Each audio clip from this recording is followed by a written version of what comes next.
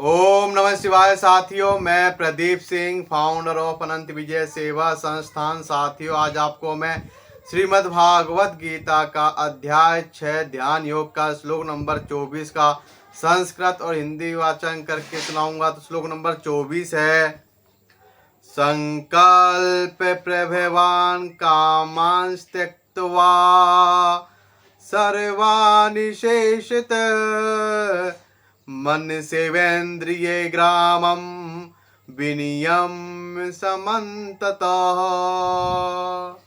इसका हिंदी अनुवाद है, मनुष्य को चाहिए कि संकल्प तथा श्रद्धा के साथ योगाभ्यास में लगे और पथ से विचलित न हो। उसे चाहिए कि मनोधर्म से उत्पन्न समस्त इच्छाओं को निरपवाद रूप से त्याग दे और इस प्रकार मन के द्वारा सभी ओर से इंद्रियों को वश में करे।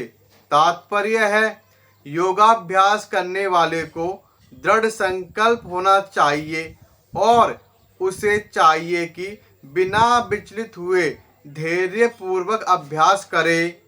अंत में उसकी सफलता निश्चित है। उसे यह सोचकर बड़े ही धैर्य से इस मार्ग का अनुसरण करना चाहिए और यदि सफलता मिलने में विलंब हो रहा हो तो निरुत्साहित नहीं होना चाहिए। ऐसे दृढ़ अभ्यासी की सफलता सुनिश्चित है। भक्ति योग के संबंध में रूप गोस्वामी का कथन है, उत्साह निश्चयाध्ययार्थ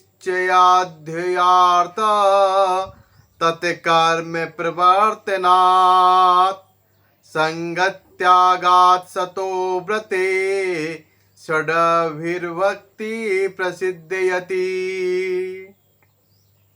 मनुष्य पूर्ण हार्दिक उत्साह, धैर्य तथा संकल्प के साथ भक्ति योग का पूर्ण रूपेण पालन भक्त के साथ रहकर निर्धारित कर्मों के करने तथा सत्कार्यों में पूर्णतया लगे रहने से कर सकता है। जहाँ तक संकल्प की बात है, मनुष्य को चाहिए कि उस गोरैया का आदर्श ग्रहण करे जिसके सारे अंडे समुद्र की लहरों में मग्न हो गए थे। कहते हैं कि एक गोरैया ने समुद्र तट पर अंडे दिए, किंतु विशाल समुद्र उन्हें अपनी लहरों में समेट ले गया।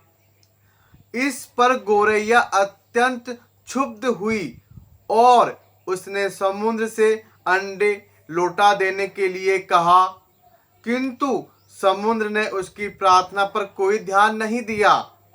अतः उसने समुद्र को सुखा डालने की ठान ली।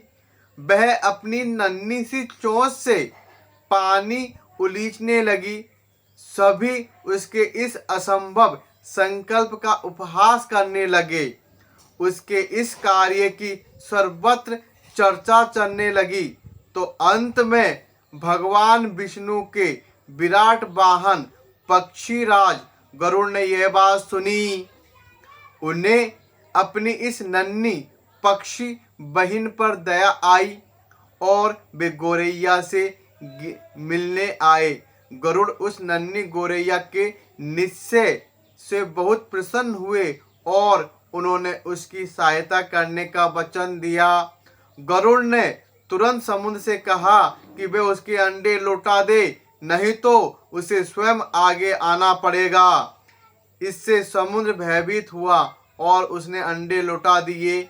वह गोरैया गरुड़ की कृपा से सुखी हो गई।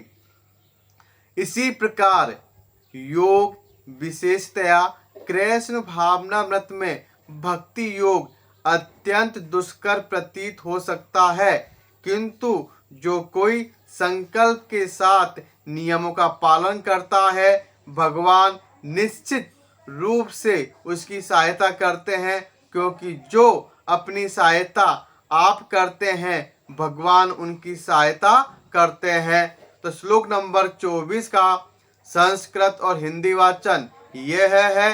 कल फिर मिलेंगे श्लोक नंबर 25 के साथ। ओम नमः शिवाय साथियों, धन्यवाद।